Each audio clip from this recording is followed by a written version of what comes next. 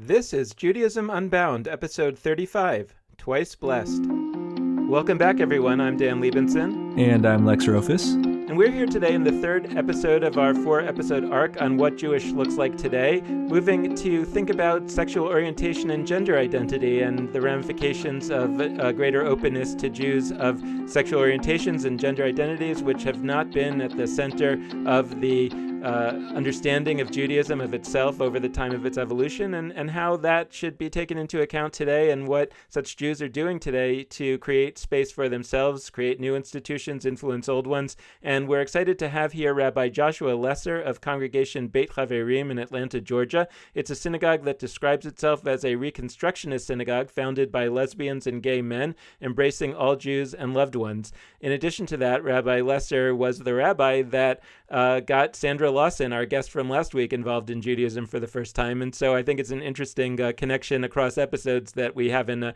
quite had in the same way yet until today. So, Josh, thank you so much for joining us today. We're really excited to have you with us on Judaism Unbound. I'm thrilled to be here, and I'm really excited to be part of such an important conversation. Well, thanks. So we thought that just getting started as part of this series, looking at different kinds of Jews that are sort of not the kinds of Jews that used to get thought of as the Jews 50, 100 years ago, whatever, and looking at the LGBT experience as part of that. I was hoping that you could just kind of get us started, both maybe in terms of your personal journey, but also your reflections on the LGBT experience in American Judaism over the last, X years. If you could just sort of walk us through the history of that. I mean, obviously that's a huge question, but the whole, we're really just, I feel like in some ways the LGBT experience has been a kind of a long one, and one that actually, I don't know, at least in an outsider's view, seems to be nearing a positive place. And I'm wondering if you could sort of walk us through that whole arc.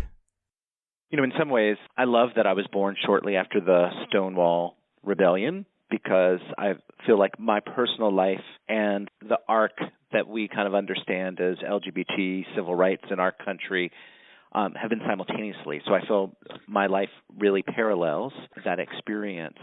And so I'll start with the personal, because I think that that's really helpful and grounds a little bit of what my perspective is. I grew up here in Atlanta, Georgia, which I now have the privilege of serving a congregation back in Atlanta. And I grew up going to Orthodox day school all the way through middle school. And then I ended up going to a different private school at that point. But Judaism was incredibly important to me, and I had different kind of wanderings and wonderings as a child of whether I was going to become Orthodox. There was a time where I was telling my parents I wanted to be Hasidic, but there was really something about having a Jewish day school experience that was really powerful for me. So much of my love of Judaism was formed really early. And so when we began to learn the Levitical laws, I remember very clearly when I was in 7th grade looking at the laws of homosexuality and not knowing who I was in any kind of concrete way, but also recognizing that something really terrible and important was being communicated to me. And there was this kind of kernel of what was so important to me. How was this going to move forward? And there's this funny anecdote. Like I think that I kind of acted up shortly after, because right after that, of course, the laws around bestiality are also in the same text. And, in our country for a long time, people who have been against LGBT civil rights often make this bestiality connection. And so it was certainly connected in my Jewish education. And so, when we were told about the prohibitions of relationships with animals, I raised my hand.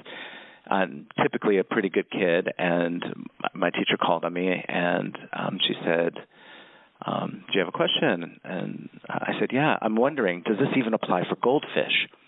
And the whole class broke out in laughter, and even she wanted to get angry, but even she started laughing. And I think that was my way of just marking that moment of this is really something has happened here, and could have done it in what was a playful way, but I think it was really important.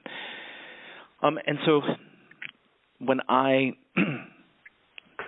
went on to college and I started coming out, one of my biggest existential crises was both my familial, which was a Jewish crisis, and my spiritual, which was a Jewish crisis. Both of these, like, would my family accept me? Would my community accept me? But it really went into a very deep depression around, I thought I was going to have to leave everything that I loved. And towards the beginning of college, I ended up going into a bookstore, and there was a reading from a book called Twice Blessed. And that has had such a profound effect for Jewish communities everywhere, in a lot of ways, for that conversation to be reframed in a way that that this is a blessing and not a curse, profoundly shook me to my core. It allowed me to continue with some connection Jewishly. I became the president of my Hillel at Northwestern, where I knocked heads with my rabbi virtually every day. And at this point, I wasn't fully aware of the few rabbis, so this is the early 90s, of the few rabbis who were kind of taking their first strides or who were in school learning. It was pretty isolated, and the other LGBT Jewish folks that I knew, were gathering in small communities, and they tended to be people who had a really strong love of Yiddishkeit and of Jewish learning and culture, and wanting to kind of find a way to retain it. And so while I found my way to the Gay and Lesbian synagogue in Chicago a few times while I was a student, it really didn't speak to me as a young person. So I was like, that's not my community, that's not my community. And so there was a long period of wandering. It wasn't until I did Teach for America in New Orleans and really had this experience that has also helped me understand kind of the American Jewish landscape. I went to every single synagogue as a 21-year-old kid in New Orleans trying to find a place to support just my Jewish existence while I was doing some really challenging work. And not a single person talked to me at any of those congregations. I only gave them one shot at that point in my life, but no, literally not a single person spoke to me. And so I ended up hosting Jewish events in my home for other Teach for America Jewish core members, and that kind of gave me a little bit more confidence.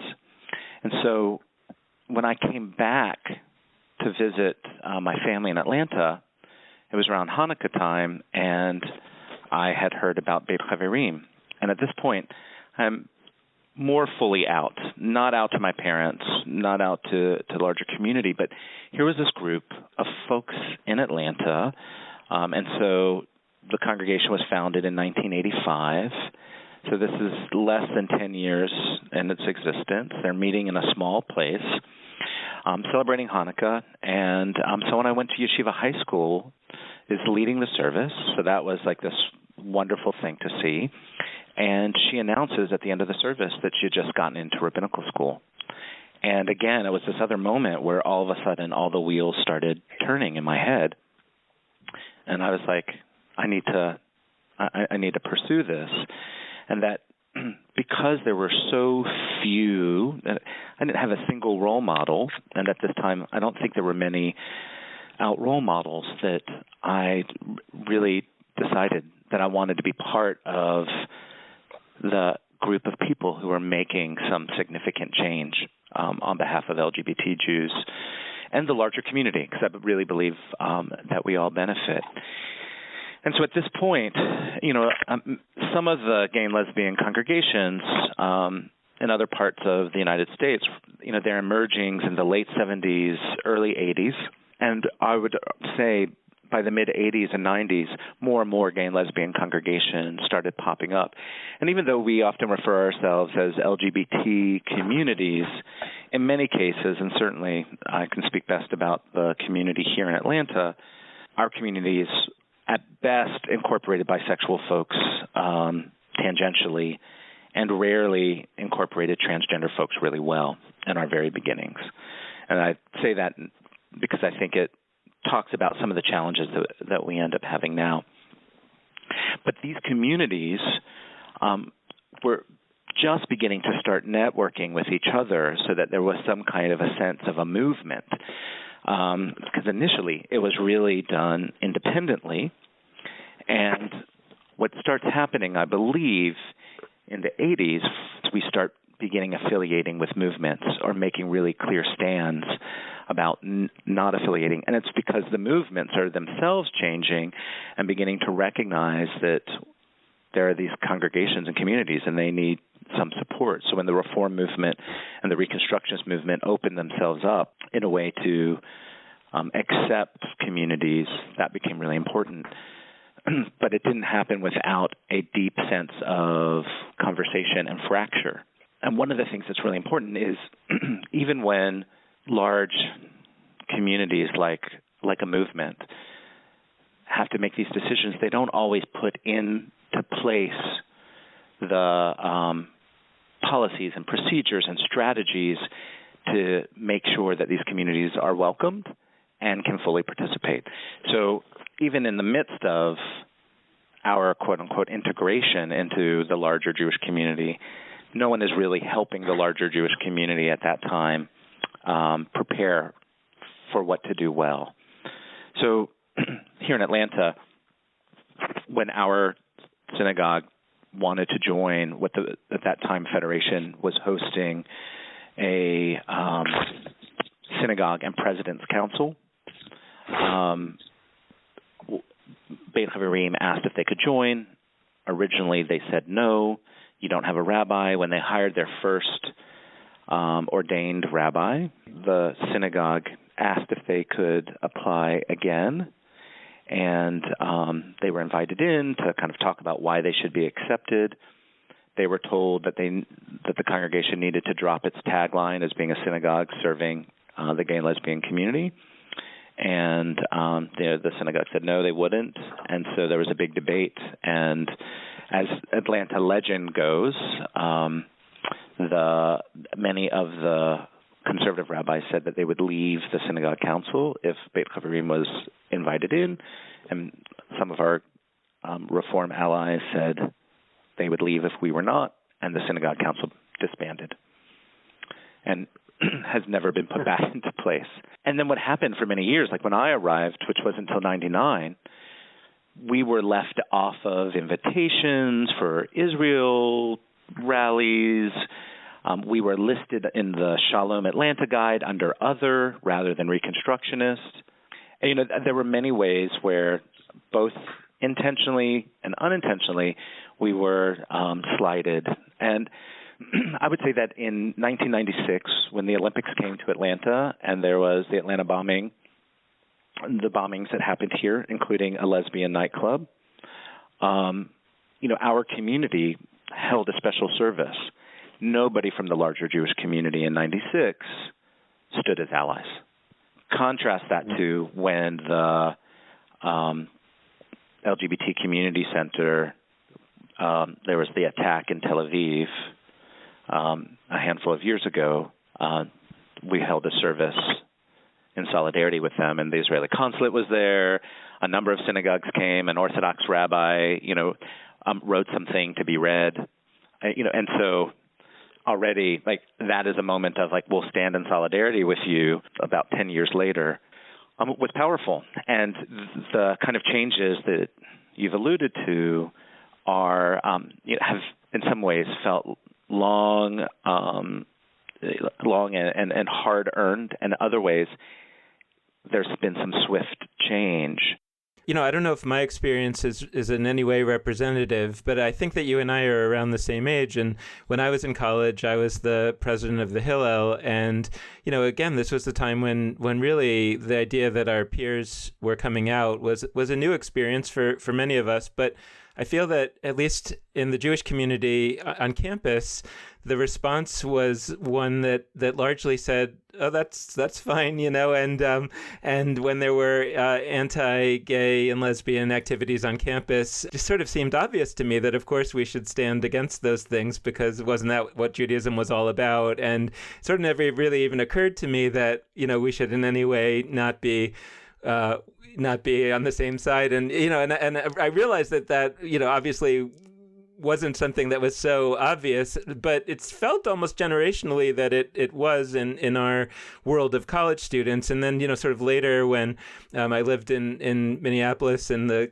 sort of closest synagogue that was to our liking was a LGBT-founded synagogue. We joined that synagogue without really almost a second's thought. And so I wonder if you find that too, and if the story really is one of the folks that are sort of our age and younger, is a different world than the folks that are our age or older, or that really hasn't been your experience.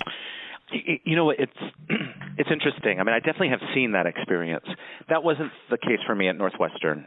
As the president of Hillel, and we ended up having these dating nights, we would never have conceived about including gay and lesbian folks in that model.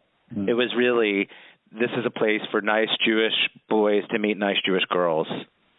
And I think those kinds of changes, like the social changes, not the political changes, those took a lot longer, where I imagine now that there are Hillels today that are thinking about wanting there to be comfort around people being able to meet friends and, potential dating partners of all orientations, as part of the Jewish umbrella.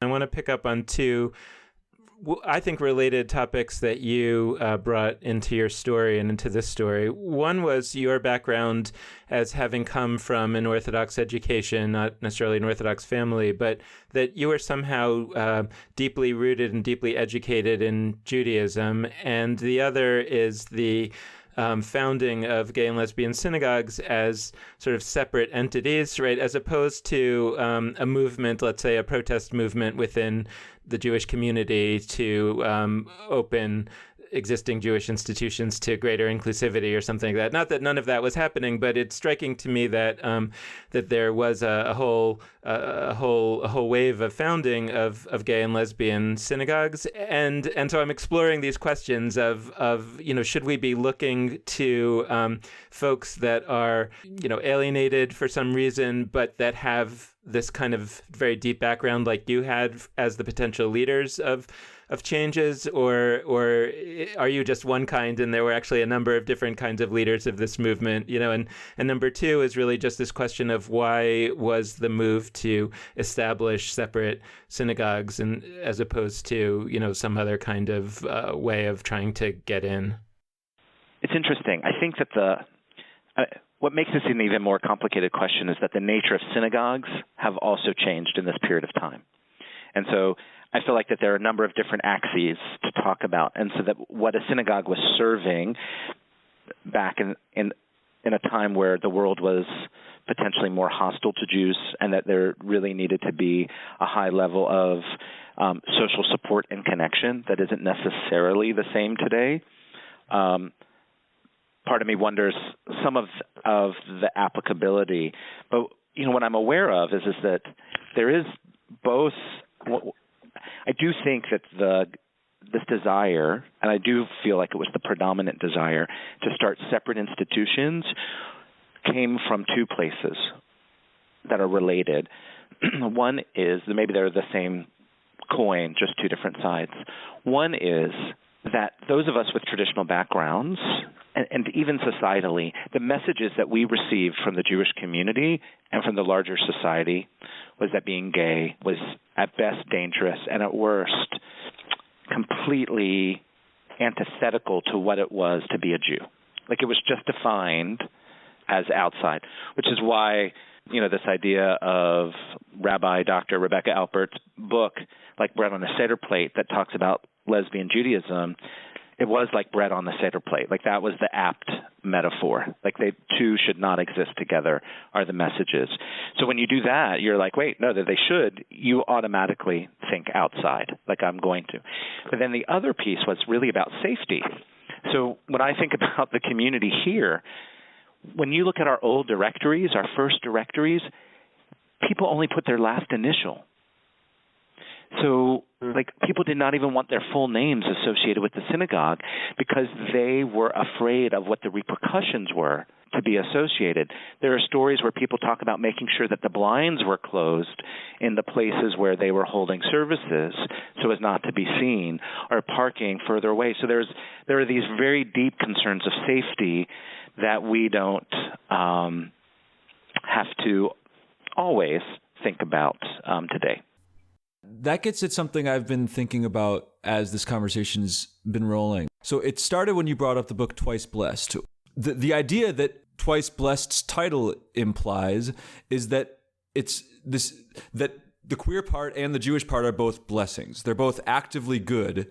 And it's not just, and I would say from that as you've alluded to in some of your discussion so far, it's not just about, how can the Jewish community accommodate LGBTQ folks, but I'm curious the extent to which it might also be the case that LGBTQ people can, in positive ways, shift the very nature of what we think of Judaism to be itself.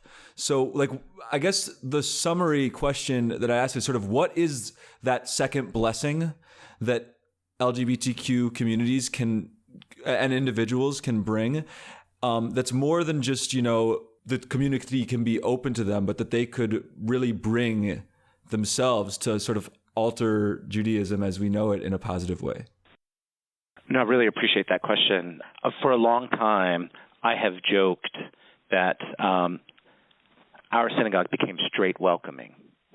Because there is something that often feels patronizing about, we're welcoming gay and lesbian people, as if the center is, making this accommodation, rather than saying, we belong here together.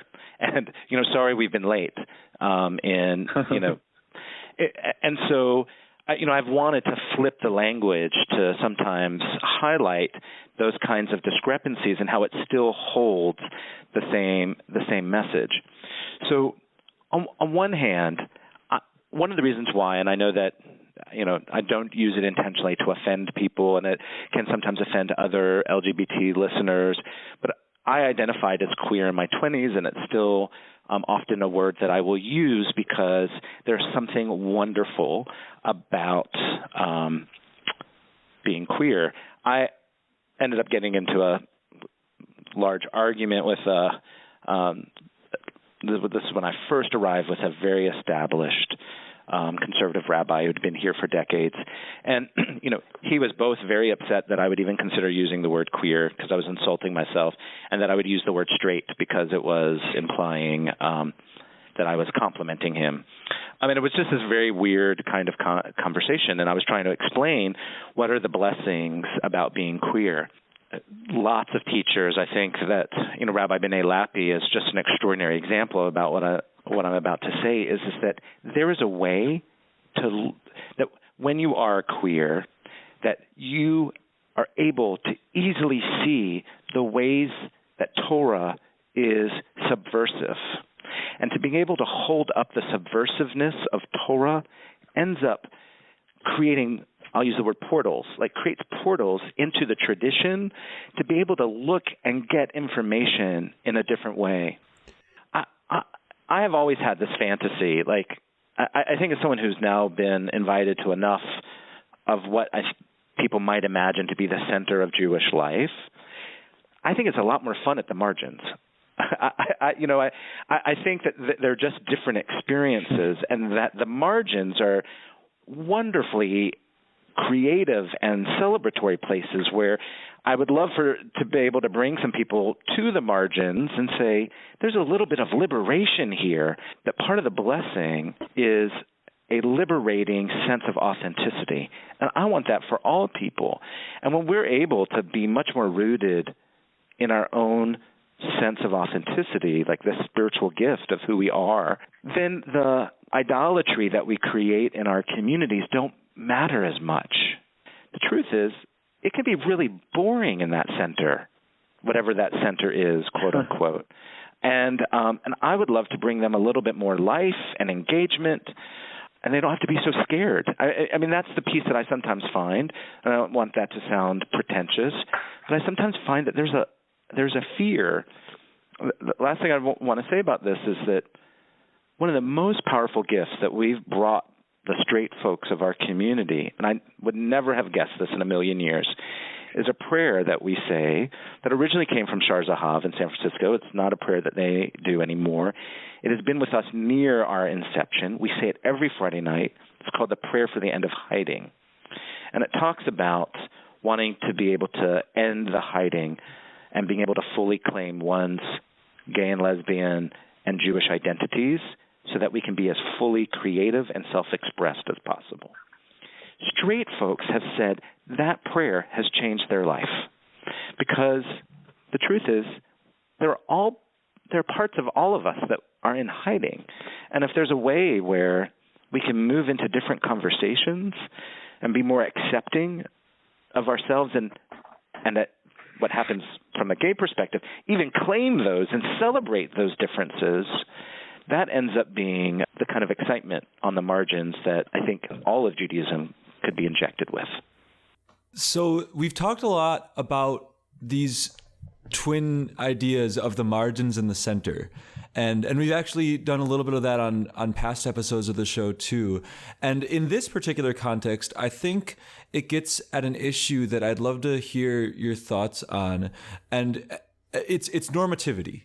And specifically maybe in our case, as we're talking about the LGBT context, the space of heteronormativity and cisnormativity, terms that people might not be familiar with, but it seems to me that a lot of what we're talking about in terms of being fully accepted, fully empowered in the world of Judaism, in institutions, in Judaism as an ism even, is this idea that you're not necessarily an outsider, that you're one of the team.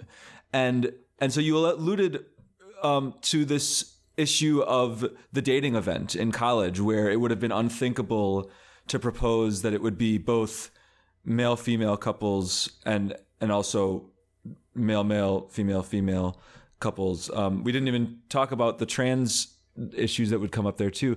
But I'd love to hear how you see this normativity question playing out in Jewish spaces, and as part one, sort of what people can do to fix that, and on a second level, sort of what the implications of a world where that normativity doesn't exist would be. Part of what makes me effective is that I understand some things about normativity, so that when I counsel a straight couple around marriage, I see some of the pitfalls that gender normativity creates for them. And that the way that gay and lesbian folks set up their households, or the way that trans folks can offer new insights about gender, ends up liberating everyone. And so in some ways, like who I am as a queer rabbi is an asset. And it just means that I have another lens or perspective to be able to offer insight, that my blind spots are different than a number of my straight colleagues might be. With Judaism still being so constructed around the family unit, by putting so much energy and so much focus and so much of our resources there, that is one of the normativity touch points that isolates and alienates many other folks who've either chosen not to have kids, who can't have kids,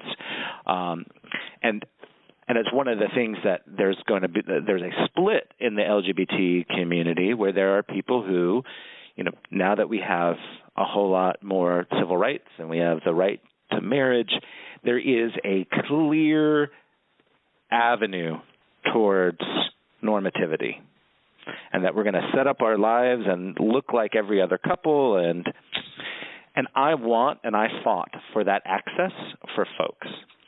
But because I wanted and fought for that access for folks, and that's been a strong part of my rabbinate, I feel just as committed of creating other avenues and other pathways for other folks, so that to have our communities be really robustly adult communities and engage people on our level and on an adult level of creativity and things that aren't dependent upon what kind of parent we want to be able to offer something that's counter to that culture, that really engages and tells adults your spiritual lives, your cultural lives, these are really important, and we want to provide these for you. We want to speak to who you are, separate from your identity as a spouse or as a parent.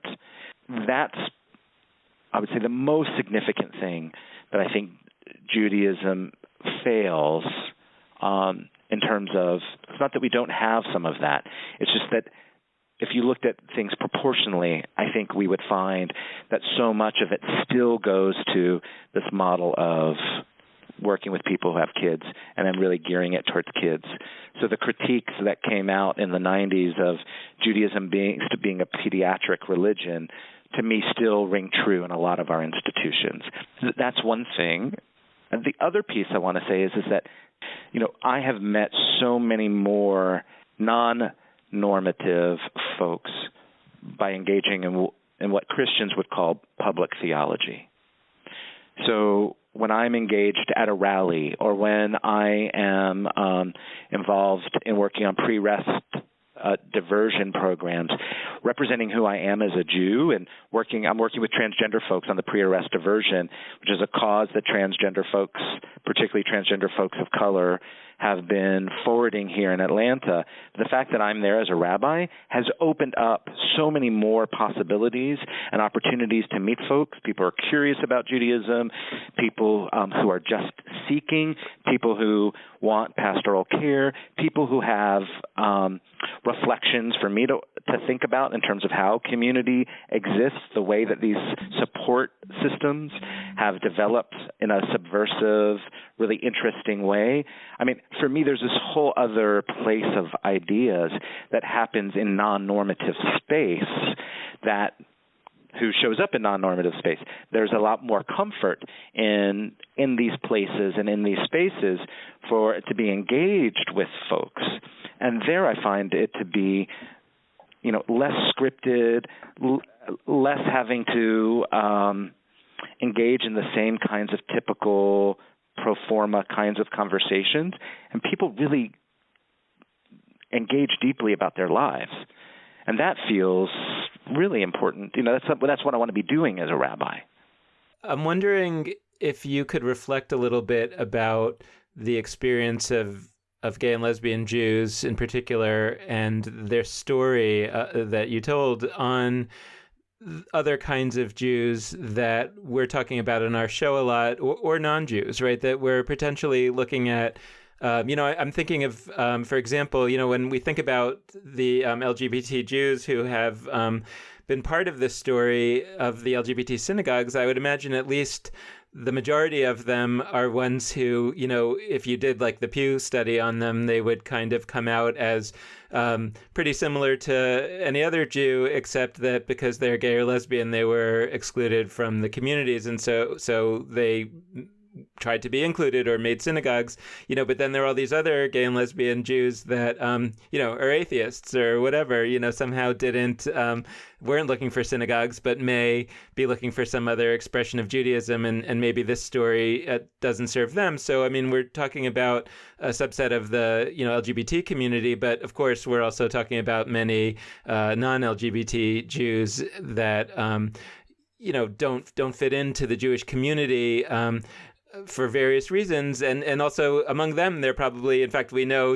for example, from the ultra-Orthodox community for sure, there's a lot of people who have very significant Jewish backgrounds like you and I did, and, and are these potential leaders of something else, right? Something that might work for those folks. And then there's this whole other world of fellow travelers who are non-Jews, whether they're members of our families or friends or people around us, and or maybe potential fellow travelers who are non-Jews. And I'm wondering, in our in this part of our conversation, are there thoughts that you have on all of those folks that may grow out of the experience of LGBT Jews over the last 30 years? From conversations that ended up happening in the synagogue, at a particular point, we were trying to determine whether we were going to be a community that solely served the LGBT community. And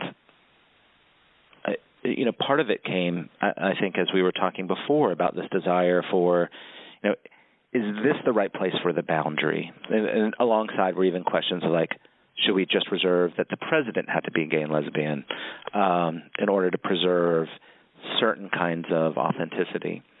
And one of the things that I said then, and I didn't realize how prescient it would be, is that making a different choice. And I was clear with them that if they wanted to go that route, that was really a fine route to go, and I supported it, but it was not the route for me. And I said that I want to build a community that so believes in the repair of the world that we believe that we have something to offer. And so when I think about, we had a Pride Seder this past June, and I think about those words then, we had our queer teens lead the service. And those teens brought their other LGBTQ teen friends to both participate, including Christians and Muslims who came. And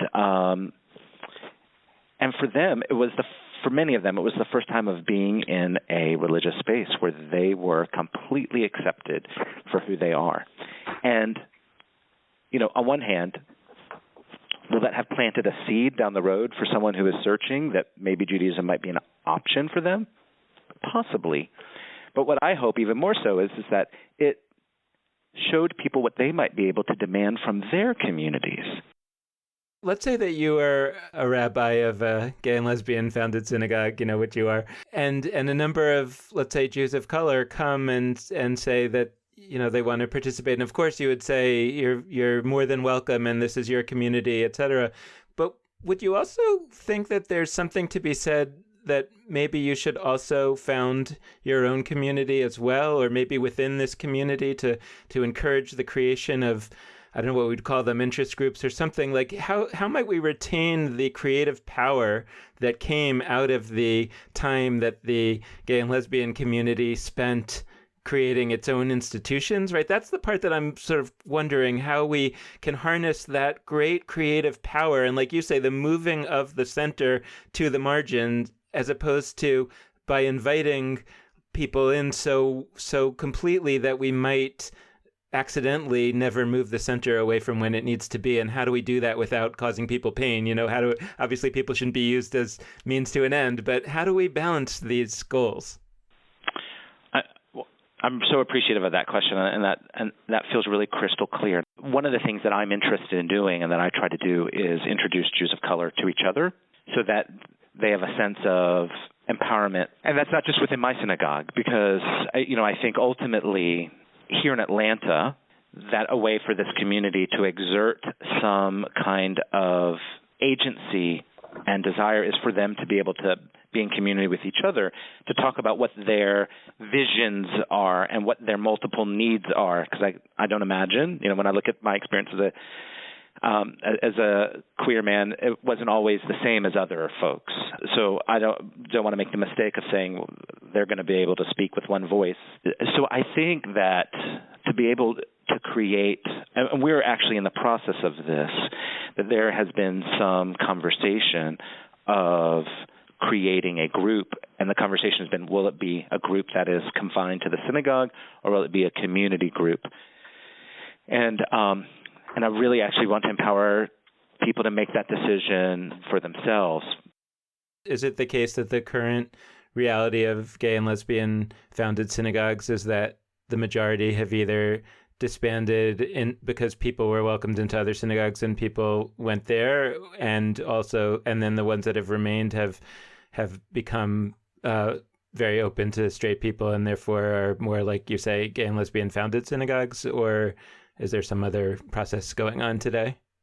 Here in Atlanta, early on, I founded something called the Rainbow Center, which the Federation funded in its beginning, and we worked with Jewish Family and Career Services as our fiscal sponsor, and then we became Sojourn, which is the Southern Jewish Resource Network for Gender and Sexual Diversity. We've actually gone into synagogues to help them become more welcoming to LGBT folks. And so at some point somebody asked me, wait, are you trying to put your own congregation out of business? And ultimately, I want LGBT Jews to have the choice that makes sense to them. We are very much a Reconstructionist congregation. And so I'm invested in the conservative movement being as welcoming and the reform movement. And I believe in a culture of abundance. And so ultimately, I want us to be values-based organizations as much as I want us to be identity-based organizations. And that we are stronger as a synagogue because we have shared values, visions, and missions than we would be if we were just based on our identity. And so we were very strategic, and I believe we are the only gay-founded synagogue where we still is a strong part of who our identity is, but we're not in the majority. I think we're the only synagogue where we're not in the majority. And we haven't been in the majority for many, many years. So it's not just that other synagogues have been welcoming, but that the need to be in gay-only space is changing. Gay bars are ceasing to be as relevant as they used to be. A lot of things in terms of its exclusivity, and also because of technology, that people can get what they need in many, many different ways. So I ultimately think that that it's a hybrid. It's the nexus of being a community that's looking at the needle and at what it needs to do. I think Shar Zahav is in San Francisco is in a really interesting place in this moment of really needing to make some decisions. Shar Zahav, I think, is the synagogue that's most like us because we both founded Hebrew schools at the same time. So they're decades old now. They're over a decade old each. And so it means that we've been able to serve more of that normative model that we were talking about before in powerful ways. And so it opens us up. They have not opened up as much, but I think that when they look at their future, they're at a precipice, I think, or a watershed moment, perhaps, in order to make some decisions about their future and their longevity. And I think here, we still even see, even though synagogues have been welcoming, how we create something that is distinct and unique from the other communities. So that there is still a way that we are who we are differently. And that, I think, will be the beauty of these choices. And I think there will be less of us.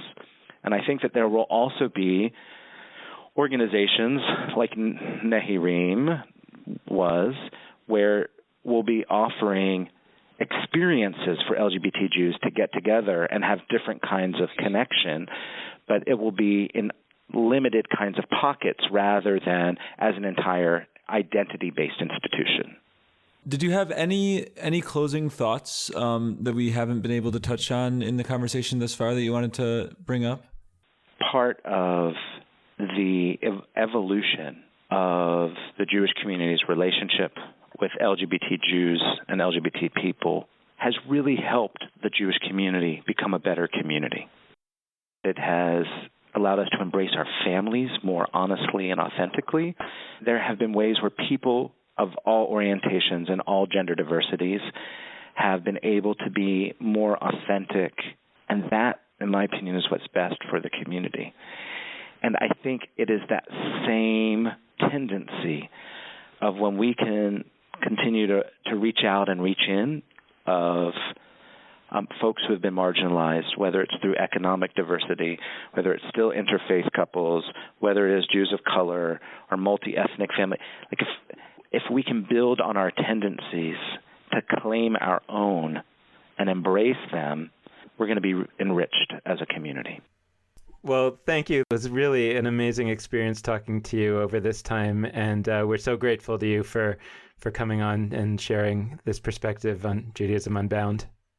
Thank you so much. I really appreciate the amazing stewards that the both of you are, and how you both curate and cultivate really important conversations and ultimately, I think, important ideas for our community. Thank you so much, Rabbi Lesser, for those kind words and for joining us for a great episode. We want to close out the episode, as always, by encouraging you, our listeners, to be in touch with us. And there's a number of ways for you to do that. First is you can like our Facebook page, Judaism Unbound. You can head to our website, JudaismUnbound.com. And of course, you can send us emails at dan@nextjewishfuture.org or lex@nextjewishfuture.org. And last but not least, we always want to remind folks that they can make a small monthly donation through our Patreon account. And you can access that at www.patreon.com. That's patreon.com/Judaism Unbound. And with that, this has been Judaism Unbound.